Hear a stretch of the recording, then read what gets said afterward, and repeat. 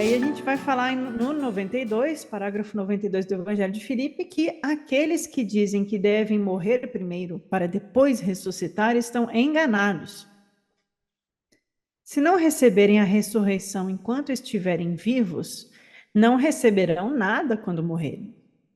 Assim também, quando falam sobre o batismo, dizem: o batismo é uma grande coisa, pois as pessoas viverão se o receberem. Mas o que a gente realmente está falando aqui, né? Essa passagem, eu adoro ela porque ela claramente está respondendo a uma provocação do redator, ou do gnóstico, ou do grupo que gerou esse texto. Porque vejam que ele está dialogando historicamente com outros grupos que se dizem seguidores de Jesus, ou se dizem cristãos. Então, tem alguns grupos, na época da redação desse parágrafo, que diziam que a gente tem que morrer para ressuscitar, e que Jesus morreu e aí ele ressuscitou.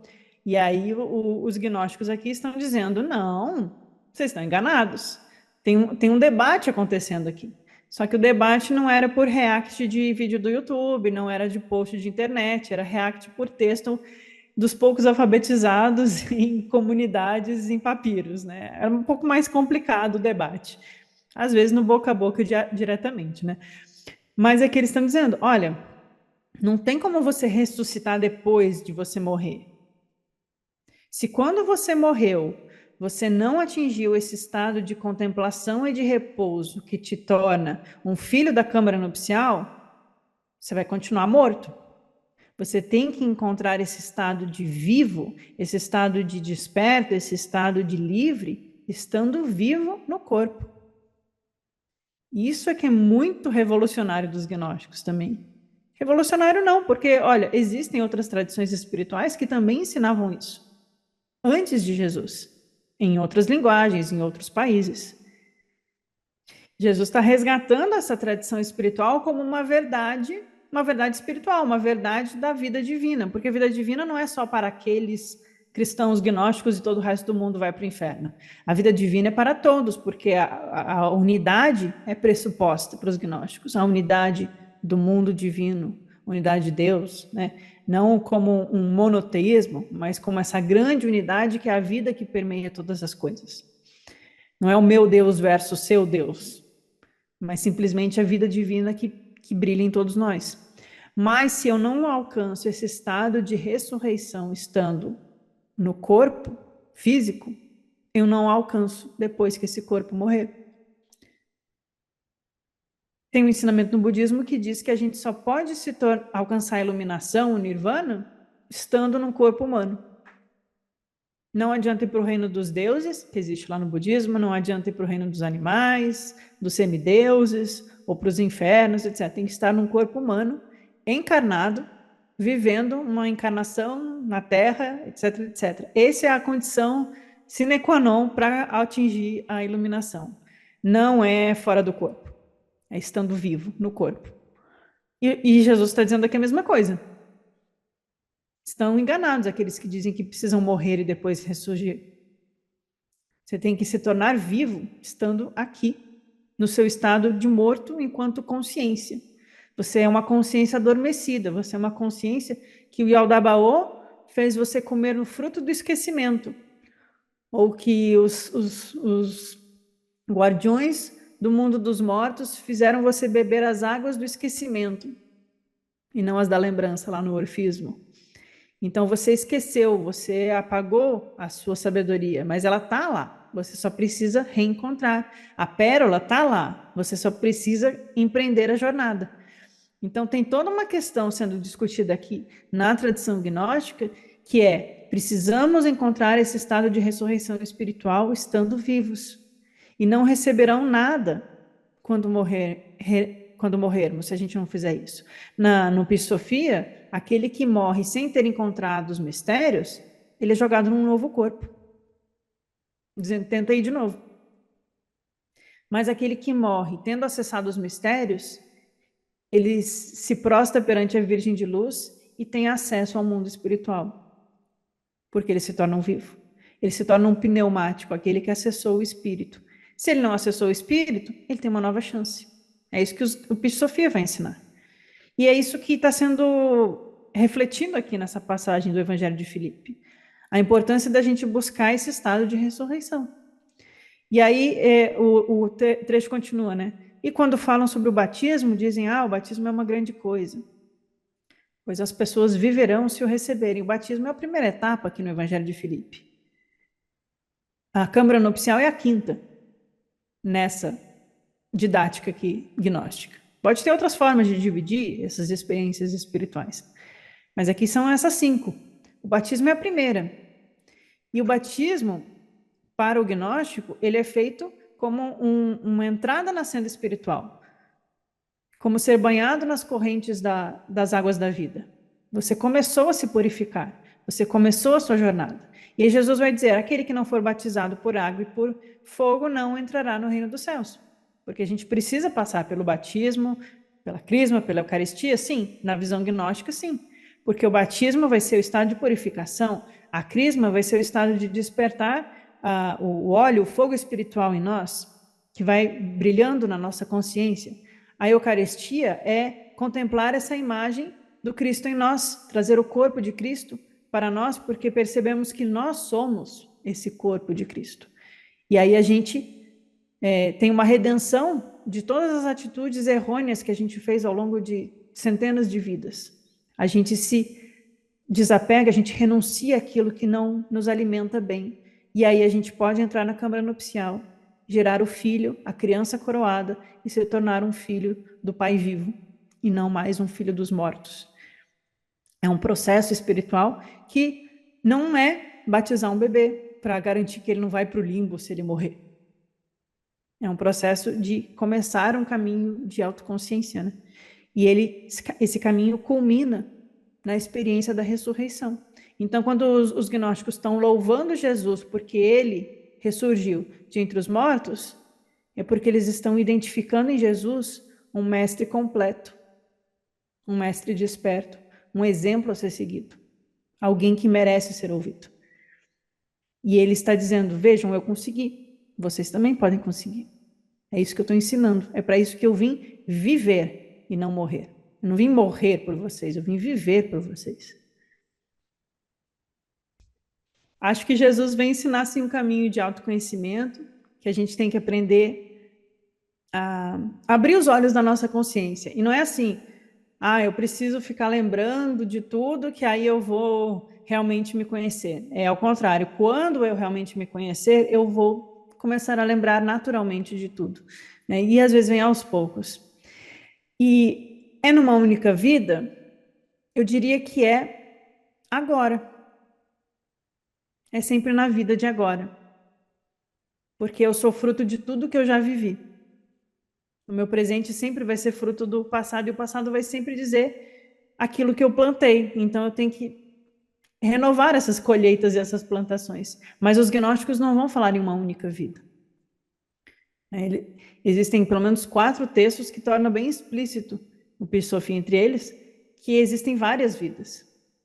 E por isso a gente pode seguir tentando. O que a gente não conseguir agora, a gente vai ter a oportunidade de continuar tentando nesse caminho de iluminação espiritual, nesse caminho de autoconhecimento, sim, que vai nos libertar. Quando a gente estudou o livro da Elaine Pagels, gente, os Evangelhos Gnósticos, também tem uma playlist inteira dele aqui, lá no canal, tem um capítulo que ela vai justamente usar trechos do Tratado sobre a Ressurreição. Está no Códice 1 esse, então a gente ainda não estudou ele completo. E ela vai falar essa questão da ressurreição sendo vista de forma diferente entre gnósticos e ortodoxos. E que uma das críticas que os ortodoxos vão fazer aos grupos que eles chamam de gnósticos é eles não se sacrificam por Cristo, né?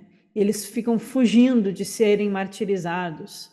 Eles não assumem, né, essa crítica que eles vão receber, porque muitos cristãos foram, né, martirizados. Só que isso virou propaganda para a igreja, porque começou a ser uma coisa chocante, né? E geralmente é assim que, chocando emocionalmente, que a gente consegue adquirir mais seguidores, né? A gente trabalha muito no emocional, né, no trágico. Então, isso virou propaganda política para a igreja. E vai ser essa coisa de vão lá morrer por Cristo, ele morreu por Jesus, ele se sacrificou. E aí os gnósticos vão dizer, falando aqui em termos paulistanos, assim, o que tu tá fazendo? Tipo, tá maluco, cara? Se eu fosse traduzir para a linguagem popular de hoje em dia, né? Não é assim, você tem que atingir o estado de ressurreição. E aí, quando você morrer, azar do corpo, porque você para de enxergar, se identificar com a sua condição do corpo. Você percebe aquilo que você realmente é. Por isso que quando a gente fala em Jesus ter sido ressurrecto, né, ter vivido a ressurreição, a gente vai diferenciar. Teve até um estudo que eu fiz ano passado, na época da Páscoa, sobre a morte de Jesus, que eu dividi em duas partes. Uma coisa é o assassinato, a perseguição, apedrejamento, crucificação do corpo físico de Jesus, o mestre nazareno que nasceu na Galileia, filho de Maria, e ensinou no século I, né, etc. Outra coisa é a ressurreição do Cristo. E aí a linguagem, a teologia ortodoxa fundiu essas duas coisas como se fossem uma coisa só. Pegou a morte trágica de um mestre e juntou com o evento de ápice espiritual desse mestre, como se tudo isso tivesse acontecido junto, no mesmo tempo, no mesmo dia, no mesmo momento, e que esse é o grande milagre, e por isso ele é Deus, e por isso a gente tem que seguir ele. Mas quando a gente vai perceber nos textos, a gente percebe que Jesus não sofreu a crucificação como algo que até depois tentam justificar, né, que era o plano de Deus matar o seu único filho, tal. É uma necrofilia terrível, né? Você ama os mortos, vamos cultuar a morte de Jesus, como disse lá os Testemunhos de Jeová. Não, você tem a experiência do ápice espiritual de um mestre que se torna um espírito crucificado na matéria e que ressurge de entre os mortos, ou seja, ele se eleva na cruz, a cruz de luz lá do Gnoses de João, que tem no Atos de João, a cruz de luz, um texto apócrifo. Então, a experiência da cruz é uma experiência espiritual, é uma experiência de elevação na cruz de luz, que é atingir o estado de ressurreição, é atravessar aquele limite que nos mantém contidos nessa prisão, né, como escravos. Então, Jesus deve ter feito lá o ritual da ceia com os discípulos, executou o hino de Jesus com os discípulos e teve uma experiência espiritual grandiosa, testemunhada por alguns dos mais importantes e íntimos discípulos. E ele se tornou um mestre vivo, e isso é a coisa mais fantástica. Ele ter se tornado um mestre vivo iluminado e ter continuado a ensinar. Alguns dias depois, muito provavelmente, não sei, só conjeturando com vocês, ele foi perseguido, emboscado, traído, apedrejado, pendurado numa cruz de madeira, etc., e morto. Isso é outra coisa. O problema é a gente juntar o ápice de iluminação espiritual de um mestre com a tragédia das trevas que se abateram sobre a terra.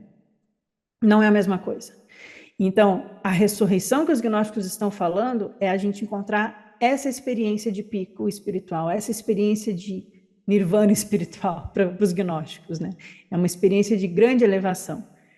E por isso, a gente precisa encontrar isso estando vivo. Isso não aconteceu com Jesus depois que ele morreu no corpo físico. E aí, no outro texto, que também está aqui na Gnose de João, não, é na própria cruz de luz, que eles vão trabalhar essa imagem, mas isso também aparece no Apocalipse de Pedro, que é um apócrifo de Nag Hammadi também, que o corpo físico, aquilo que Jesus sofreu no corpo físico, ele não sofreu. Por que ele não sofreu? Porque ele era um vivo. Ele tinha a capacidade de retirar a sua consciência daquele corpo e deixar o corpo para trás, sem perder a sua capacidade de continuar sendo um mestre vivo ensinando.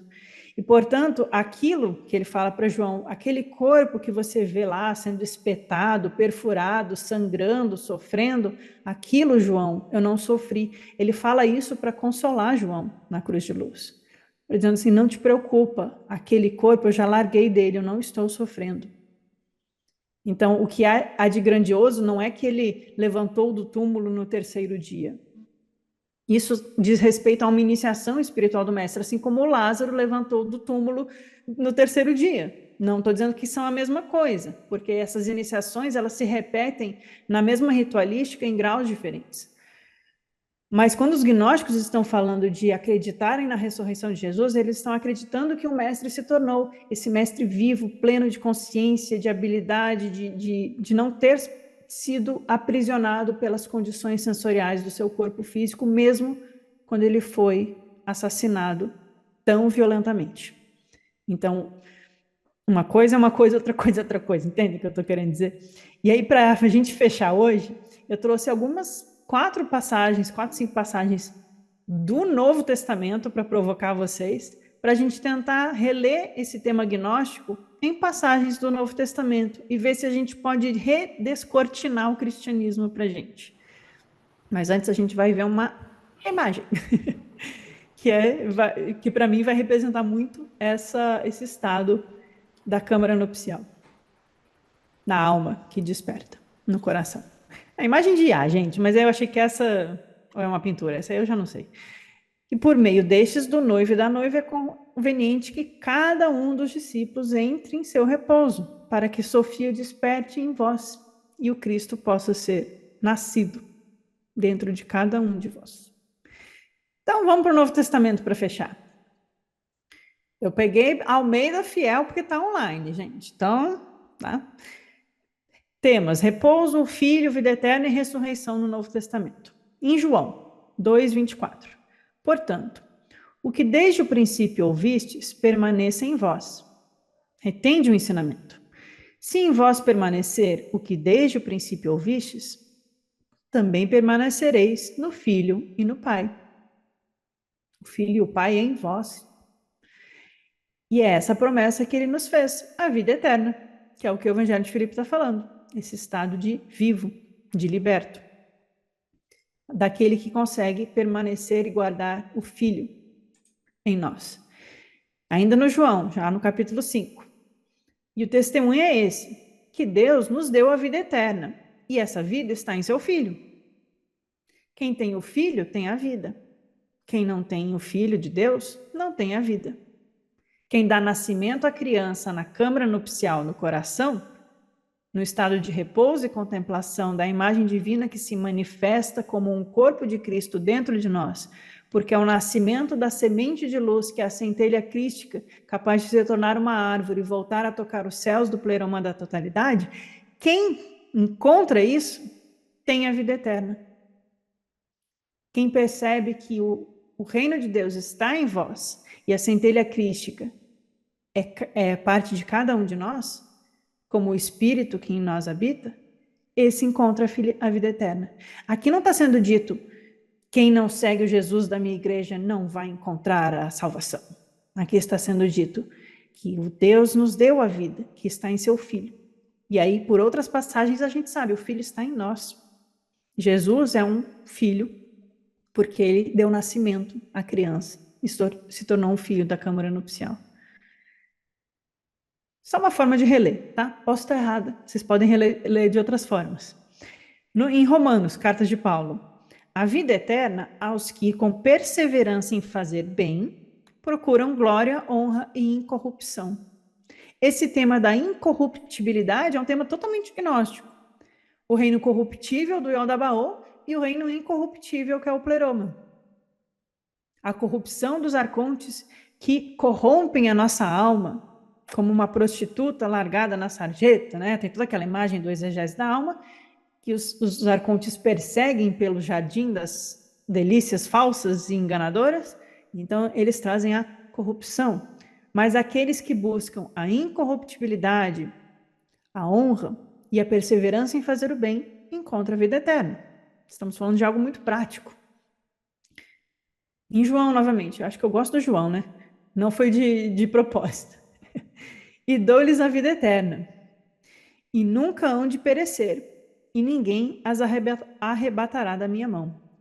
Meu Pai que me deu é o maior do que todos, e ninguém pode arrebatá-las da mão de meu Pai. Eu e o Pai somos um. Essa é aquela famosa. Por que me chamou a atenção essa? que ele está dando-nos a vida eterna, ele está mostrando a nós.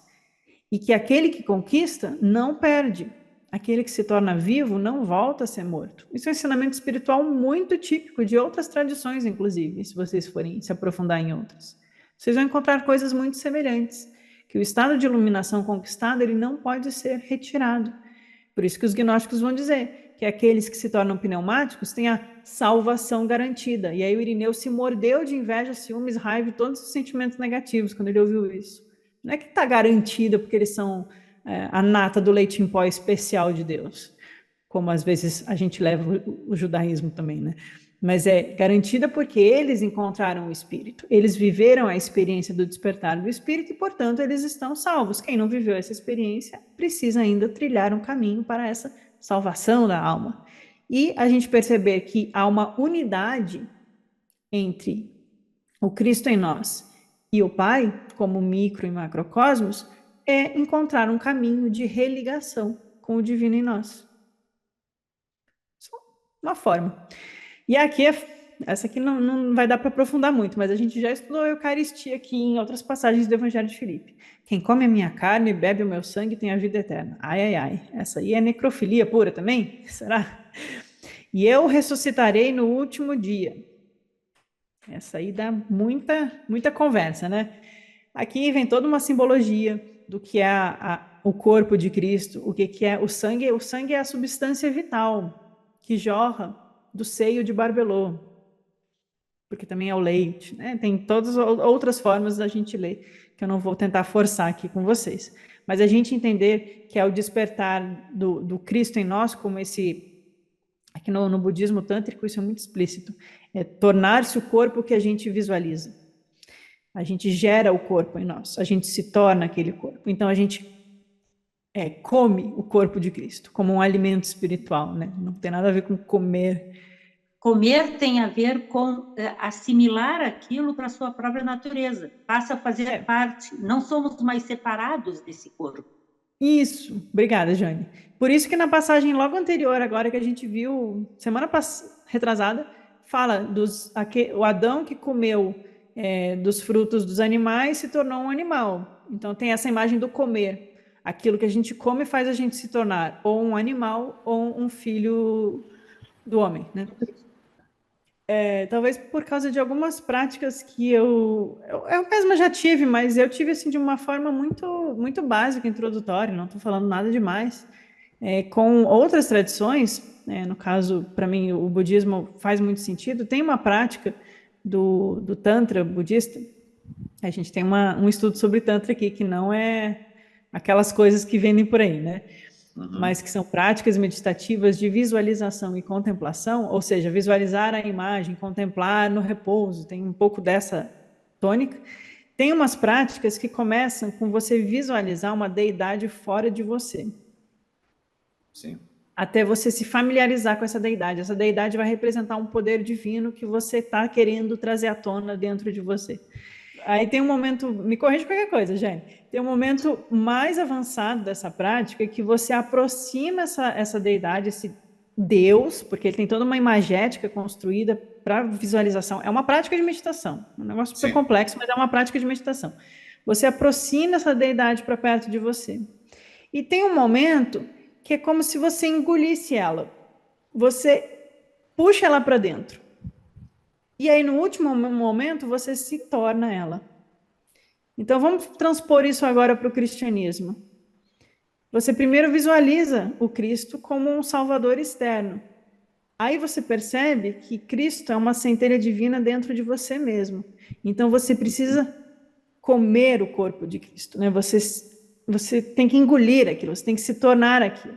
E quando você construir o corpo dentro de você, como um alimento espiritual, você é capaz de se tornar o Cristo. Então, são algumas etapas.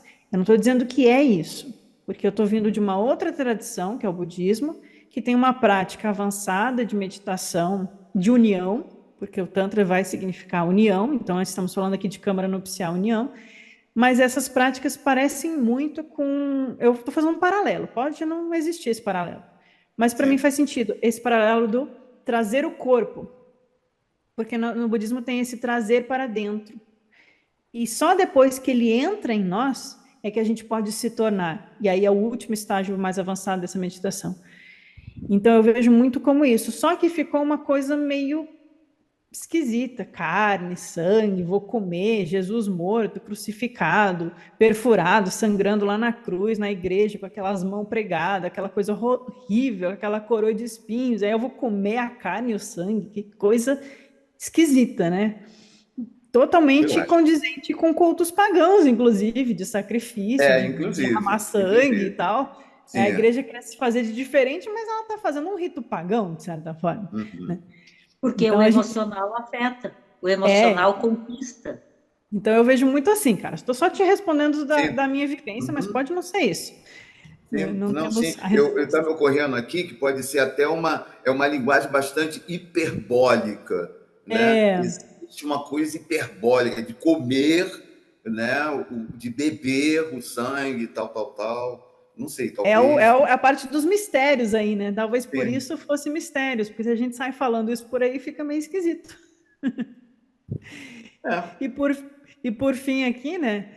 Aí eu estou fazendo uma releitura, né? Mas aí quem se torna esse Cristo se torna ressurrecto no último dia. Qual o último dia do fim do mundo? Não, o último dia o seu último dia de uma existência enquanto morto, você se torna vivo.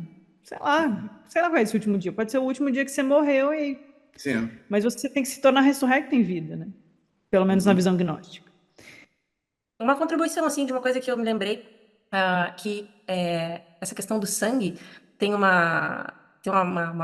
significado bem interessante dentro da cultura, não é na cultura, né, mas na Bíblia hebraica, na Torá, né, nos livros, no idioma no qual foi escrito. E a palavra Adam é escrito Aleph, Dalet, Mem, acho que é. E Aleph tem o simbolismo de Deus, e Dam é sangue. Então, para que o sangue se torne vivo, e para que possa ser chamado de homem, precisa do Aleph, de Deus. Gostei, Janice. Né?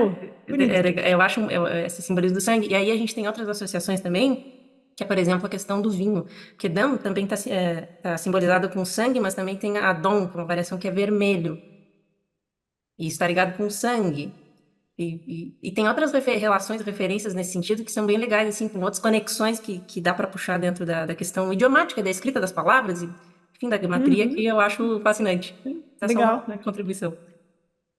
Então, eu vou nessa linha do que ela falou, realmente entendendo isso dentro do contexto judaico, porque muitos vieram desse meio, e lembrando que no contexto judaico a vida está no sangue, tá? Pode ser no sentido figurado ou não sabemos, mas isso é uma crença muito forte, né? E que casa bem com esse período em que muitos vieram do judaísmo para começar a acreditar no gnosticismo, né? O cristianismo.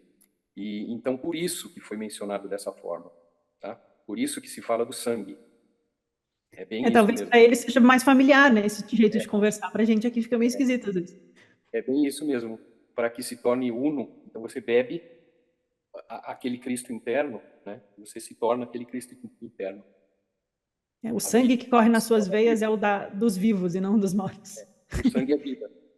O sangue é o símbolo principal da vida. Esse é o ponto. Faz sentido. Obrigada, Sérgio. Boa lembrança. Gente, o último que sobrou aqui, eu só voltei para o Evangelho de Tomé para a gente finalizar. Lembrando que Jesus já tinha dito sobre carne no Evangelho de Tomé, só para a gente lembrar aqui as referências das palavras semânticas, né? No 29 lá, Jesus disse, se a carne foi feita por causa do Espírito, isso é maravilhoso. Mas se o Espírito foi feito por causa da carne, então é a maravilha das maravilhas, ele está sendo irônico. A gente, pelo menos, chegou nessa conclusão quando a gente estudou. Eu estou maravilhado diante do seguinte, como é que tamanha riqueza, o Espírito, foi habitar em tanta pobreza, a carne, né? Tem que ser muito maravilhoso para um negócio tão rico e habitar numa pobreza, né? Ele está fazendo esse jogo, né? Então, por isso, talvez o corpo de Cristo simbolize um outro tipo de carne, né? E por isso que a gente vai falar que Jesus vai construir uma veste de luz em contraposição a uma veste de prisão. Então, tem várias coisas aqui que eu não sei se é a resposta, mas eu trago e jogo para vocês porque a gente vai fazendo juntos essa busca do entendimento gnóstico, né? Então, ele já estava falando da carne e do espírito como coisas que estão se relacionando de alguma forma. E, bom, era isso que a gente tinha hoje. Continuamos aí no... Qual dito? 93, a partir do 93, na terça que vem.